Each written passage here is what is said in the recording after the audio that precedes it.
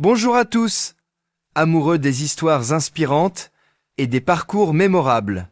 Bienvenue dans la vidéo d'aujourd'hui où nous vous emmenons dans l'univers de l'une des icônes de la télévision française les plus célèbres, un homme qui a fait rire, pleurer et envoûter des millions de téléspectateurs grâce à ses émissions hautes en couleurs.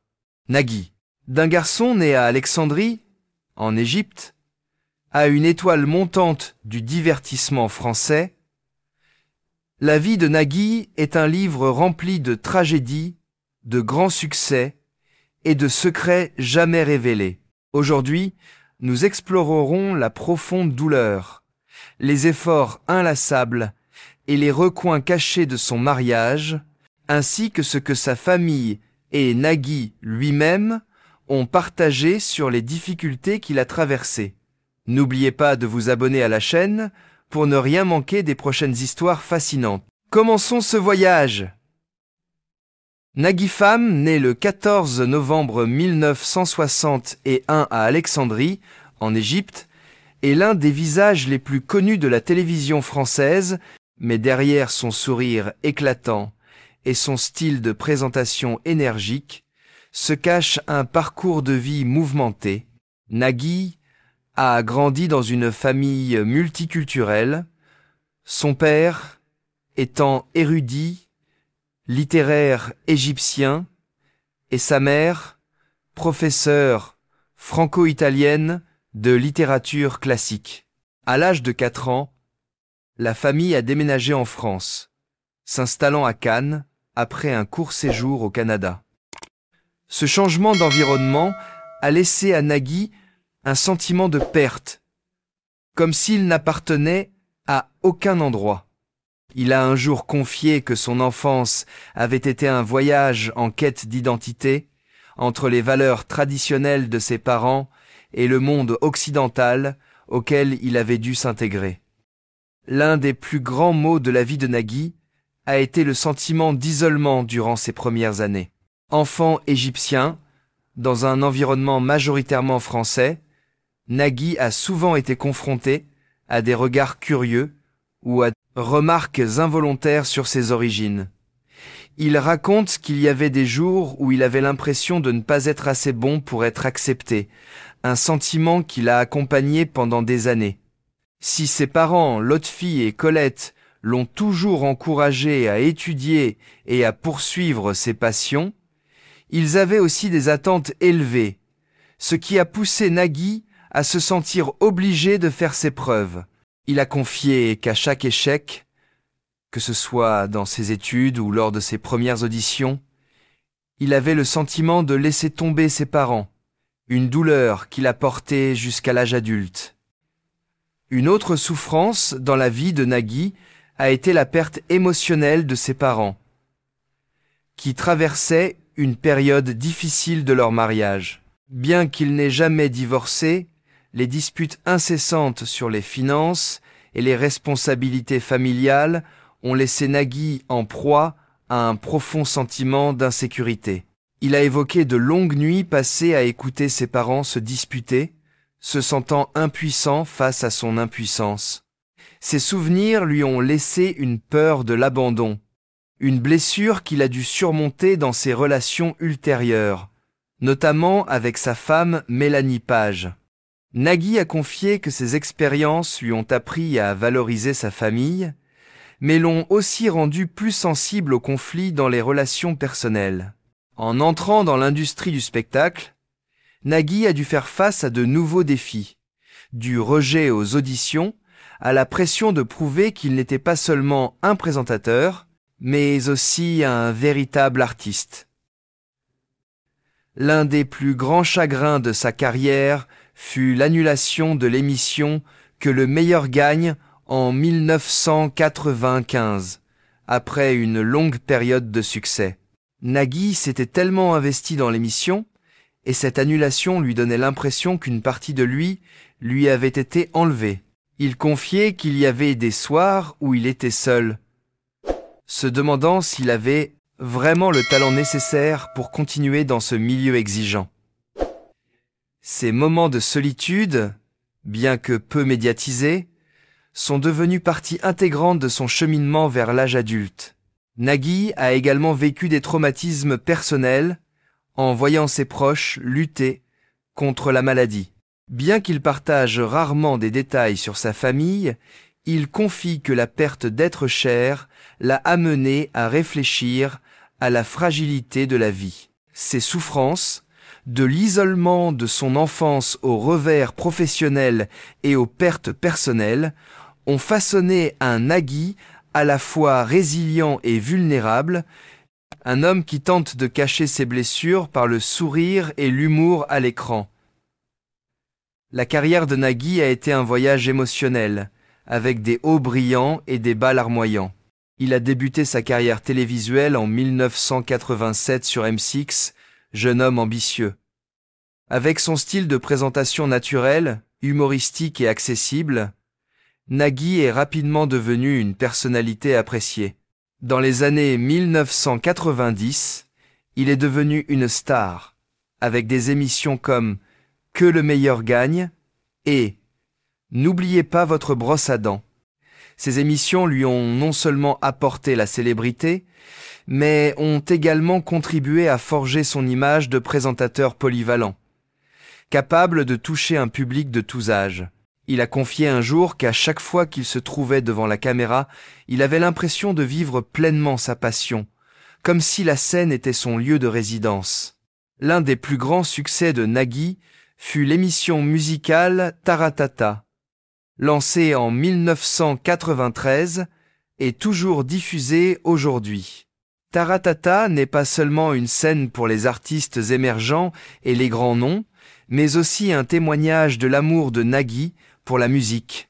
Il a investi beaucoup d'énergie dans cette émission, de la sélection des artistes à la création d'un espace intime où la musique est célébrée. Nagui a déclaré que Taratata était son idée, originale, le projet dont il est le plus fier de sa carrière. L'émission a reçu un accueil enthousiaste du public et de la critique, contribuant à consolider sa position parmi les principaux producteurs et animateurs français. Depuis 2006, Nagui continue de se faire connaître avec Tout le monde veut prendre sa place, un jeu télévisé quotidien sur France 2. Grâce à son format simple et captivant, l'émission est rapidement devenue incontournable dans les habitudes des téléspectateurs français. Nagui, grâce à son charme et à son sens de l'improvisation, a fait de l'émission un phénomène culturel, attirant des millions de téléspectateurs chaque jour. Il anime également, N'oubliez pas les paroles, une autre émission musicale où les candidats s'affrontent pour mémoriser les paroles de chansons. Le succès de ces deux émissions a fait de Nagui l'un des présentateurs les mieux payés de France, avec une fortune estimée à plusieurs dizaines de millions d'euros. Pourtant, la carrière de Nagui n'a pas toujours été rose. L'un de ses plus grands échecs a été l'annulation de Que le meilleur gagne en 1995. L'émission, qui était l'une des plus populaires de l'époque, a laissé Nagui perplexe.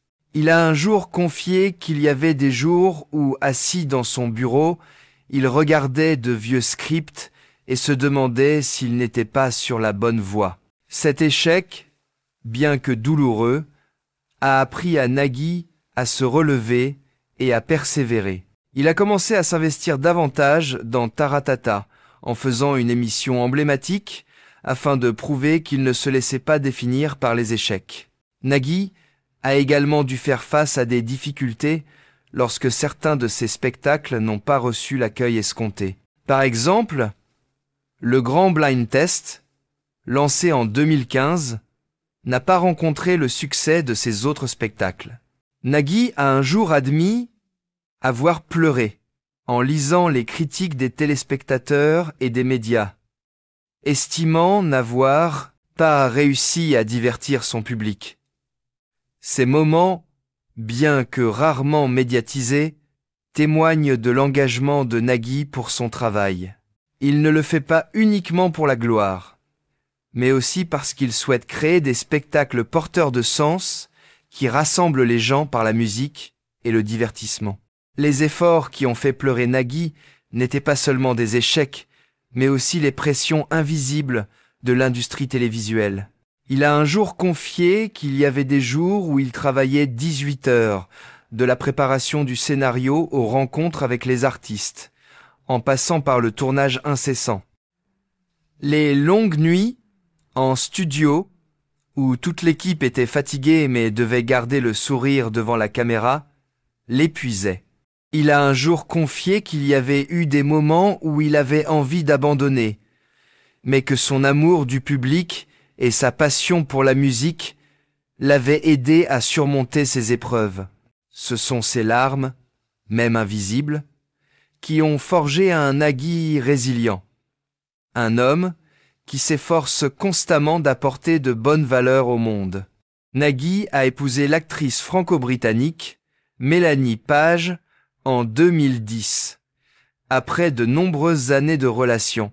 Leur mariage a été admiré du public, non seulement parce qu'ils étaient tous deux des artistes talentueux, mais aussi parce qu'ils formaient le couple parfait, apparaissant toujours ensemble dans des moments radieux. Cependant, lors d'une rare interview en 2023, Nagui a rompu le silence pour partager le côté sombre de son mariage, révélant que tout n'était pas aussi beau que l'image que le public en avait. Il a déclaré que malgré un amour profond pour Mélanie, leur vie de couple avait été marquée par de grandes difficultés, notamment lorsqu'ils ont dû affronter une nouvelle déchirante concernant l'état de santé de Mélanie. Nagui a révélé qu'en 2020, Mélanie avait reçu un diagnostic d'une grave maladie chronique liée au système immunitaire, une maladie qui l'a laissée confrontée à des douleurs prolongées et à des limitations dans sa vie quotidienne. Bien que Nagui n'ait pas nommé la maladie, il a décrit le sentiment d'impuissance qu'il ressentait en voyant sa femme bien-aimée lutter contre elle. Il a raconté qu'il y avait des nuits où il était assis près du lit d'hôpital de Mélanie, lui tenant la main et pleurant en silence, ne sachant comment apaiser sa douleur. Nagui a ajouté que la maladie avait non seulement affecté la santé de Mélanie, mais avait également posé des défis majeurs à leur relation, alors qu'ils apprenaient tous deux à s'adapter à une nouvelle réalité où leur projet d'avenir semblait plus fragile que jamais.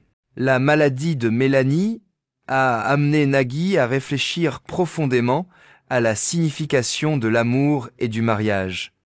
Il a confié qu'il y avait des moments où il avait l'impression de ne pas en faire assez pour soutenir sa femme, malgré tous ses efforts pour être là pour elle pendant son traitement et sa convalescence. Nagui admet que la pression de son emploi du temps chargé, avec ses plannings de tournage serrés, l'empêche parfois de passer autant de temps qu'il le souhaiterait avec Mélanie. Ces moments l'ont fait pleurer, non seulement par amour pour sa femme, mais aussi par la culpabilité qu'il ressent de ne pas pouvoir la protéger de la douleur que lui inflige la maladie. Il confie que gérer la maladie de Mélanie a été l'un des plus grands défis de sa vie, mais cela lui a aussi fait comprendre que le véritable amour est la compagnie, même dans les jours les plus sombres. La relation entre Nagui et Mélanie Page est une histoire d'amour émouvante, mais non dénuée de côté sombre. Nagui a décrit Mélanie comme sa plus grande inspiration, une femme intelligente, forte et passionnée. Ils se sont rencontrés en 2000, lors d'une pièce de théâtre à laquelle Nagui assistait, et ont été immédiatement séduits par son charme et son talent. Après 10 ans de relation, ils se sont mariés en 2010 et ont 4 enfants, Roxane, Annabelle, Adrien et Nina. On les voit souvent ensemble lors d'événements, se tenant toujours la main et échangeant des regards affectueux, comme s'ils témoignaient d'un amour durable dans le monde instable du divertissement. Cependant, lors d'une interview en 2024, Mélanie Page a évoqué les difficultés rencontrées dans leur couple, notamment après le diagnostic de la maladie. Elle a confié que sa maladie chronique avait bouleversé la dynamique de leur relation. Elle a confié qu'il y avait des jours où elle avait l'impression d'être un fardeau pour Nagui, surtout lorsqu'il devait mettre son travail de côté pour s'occuper d'elle. Mélanie a admis qu'elle ressentait de la colère contre elle-même, non pas à cause de la maladie, mais parce qu'elle craignait que cela n'éloigne Nagui d'elle. Elle a confié qu'il y avait des moments où elle avait envie de lui crier dessus, non pas par manque d'amour, mais parce qu'elle se sentait impuissante de ne plus pouvoir vivre pleinement sa vie comme avant. Un autre aspect caché révélé par Mélanie était la différence dans leur gestion du stress. Alors que Nagui trouve souvent des moyens de se détendre grâce au travail et à la musique, Mélanie a tendance à garder ses émotions pour elle, ce qui entraîne des malentendus dans la communication. Elle raconte qu'il y a eu des moments où elle avait l'impression que Nagui ne comprenait pas vraiment la douleur qu'elle traversait, non pas par indifférence, mais parce qu'il était trop occupé par ses émissions de télévision. Ces conflits, bien qu'ils n'aient pas entraîné de risque de rupture, les ont obligés à apprendre à communiquer plus honnêtement. Mélanie raconte qu'un jour, après une dispute, elle a écrit une longue lettre à Nagui, exprimant toutes les émotions qu'elle avait cachées, de la peur de la maladie à son sentiment d'isolement chez eux. Nagui, de son côté, admet également qu'il n'a pas toujours été un mari parfait. Il raconte qu'il y a eu des moments où il était tellement concentré sur sa carrière qu'il ne réalisait pas que Mélanie avait plus que jamais besoin de lui. Il raconte que l'un des moments les plus déchirants a été lorsque Mélanie lui a demandé s'il l'aimait toujours autant, alors qu'elle n'était plus la femme en bonne santé qu'il avait connue. Cette question, selon Nagui, a été comme un coup de poing en plein cœur, lui faisant prendre conscience qu'il devait changer sa façon d'aborder le mariage. Il a commencé à passer plus de temps avec sa famille, à suivre des séances de thérapie avec Mélanie et à apprendre à l'écouter plus attentivement. Ces efforts, sans pour autant effacer complètement les difficultés, les ont aidés à reconstruire une relation plus solide, fondée sur la compréhension et la complicité. Nagui est l'un des présentateurs les mieux payés de France, et sa fortune est estimée à environ 20 millions d'euros en 2025. Sa richesse provient de multiples sources, notamment de contrats d'animateurs, de rôles dans des productions et d'investissements personnels. Avec Tout le monde veut prendre sa place, et n'oubliez pas les paroles. Nagui gagne des millions d'euros par an grâce à son salaire élevé et aux bénéfices de sa société de production, Air Productions. Cette société, fondée par Nagui en 1993, produit non seulement ses propres émissions, mais aussi d'autres émissions de télévision, lui assurant ainsi un revenu stable. Outre la télévision, Nagui possède également de nombreux biens immobiliers de grande valeur. Il possède un appartement de luxe à Paris, où il vit régulièrement avec sa famille, et une villa de vacances à Saint-Tropez, où il se rend souvent pour se détendre. Nagui est également connu pour sa passion pour les voitures haut de gamme, notamment une Porsche 350 6C classique et une Tesla Model X moderne. Il a confié que ces voitures sont non seulement une passion, mais aussi un moyen pour lui de savourer le fruit de ses années de travail acharné. Par ailleurs, Nagui investit dans des projets artistiques et musicaux, notamment en soutenant de jeunes artistes via Taratata et les associations caritatives auxquelles il participe. Nagui est également un philanthrope actif, faisant régulièrement des dons à des organisations œuvrant pour l'éducation et la santé. Il a organisé des ventes aux enchères caritatives où il vend des souvenirs personnels comme une guitare dédicacée par des artistes célèbres afin de récolter des fonds pour des organisations comme le Téléthon. Malgré sa richesse, Nagui a toujours insisté sur le fait que l'argent n'est pas son but ultime. Il affirme que sa véritable richesse réside dans sa famille et les moments partagés avec son public lors de ses spectacles. Cependant, Il reconnaît également que sa fortune lui a apporté sécurité et liberté, lui permettant de poursuivre des projets qui lui tiennent à cœur, comme Taratata et ses actions caritatives.